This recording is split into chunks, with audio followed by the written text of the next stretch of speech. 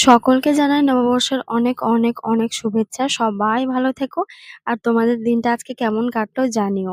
আজকে সারাদিন তো কোনো ভিডিও করিনি। তো বিকেলের দিকে গেছিলাম এই মন্দিরে। এখানে পুজো হয় আর মেলা হয় প্রতি বছর আজকের দিনেই।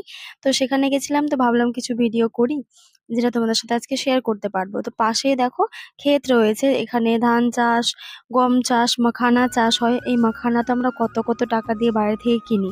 তো সেই চাষের জলাশয়টা আজকে দেখলাম, খুব ভালো লাগলো। আর এরকম মনোরম দৃশ্য কারই না ভালো লাগে। তো এই তো এখানে তারপর আমরা ছবি ভিডিও একটু তুলেছিলাম।